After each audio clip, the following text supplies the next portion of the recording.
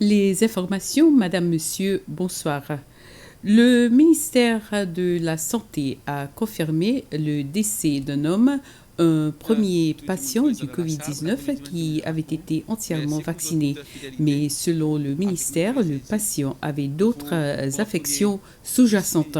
Selon les mises à jour fournies lors de la conférence de presse de cet après-midi, un total de 46 décès, soit 0,4% du total des cas de Covid cumulatifs, ont été enregistrés jusqu'à présent.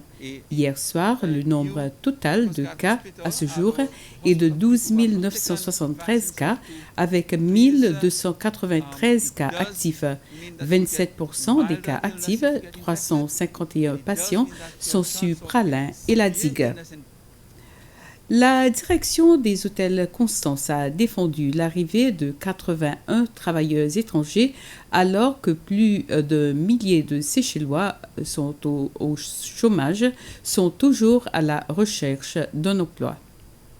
Le personnel mauricien est arrivé ce mercredi sur un vol spécialement affrété pour les postes vacants dans les stations balnéaires d'Ephelia et de Lemuria. Les gestionnaires disent qu'ils sont une task force expérimentée pour soutenir 150 nouveaux travailleurs séchellois en cours de formation.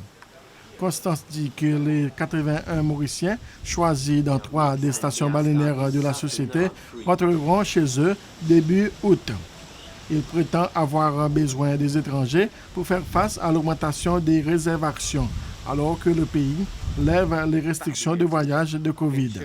Les derniers chiffres du gouvernement montrent qu'un peu plus de 11% Seychellois sont actuellement au chômage.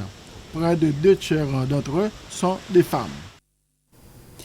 À partir du 1er juillet, il y aura un vol aérien direct en provenance de l'Arabie saoudite vers les Seychelles. Cette annonce fait suite à la rencontre entre le ministre d'État saoudien, responsable de la région africaine, Ahmed Kattan, et le président Wavell Ramkalawan à State House ce matin. Lors de sa rencontre avec le président Ramkalawan, M. Kattan a discuté des questions à propos de relations bilatérales et de coopération entre les Seychelles et l'Arabie saoudite. Les Seychelles bénéficieront de la mise en œuvre de différents projets tels que des projets dans les domaines de la culture et du tourisme à travers un fonds que l'Arabie saoudite a mis à la disposition des pays africains.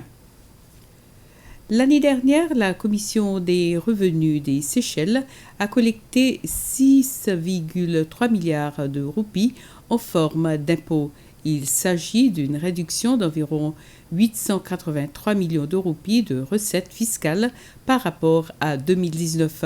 La commissaire générale de la SRC, Véronique Hermini, a remis une copie de son rapport annuel au ministre des Finances, du Commerce et de la Planification économique, Nadi Hassan, qui s'est engagé à soutenir son ministère dans la modernisation de la SRC.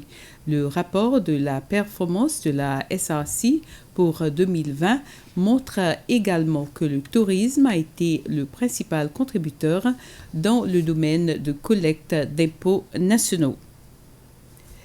Et le Conseil national de la jeunesse des Seychelles a officiellement lancé le programme des valeurs pour cette année.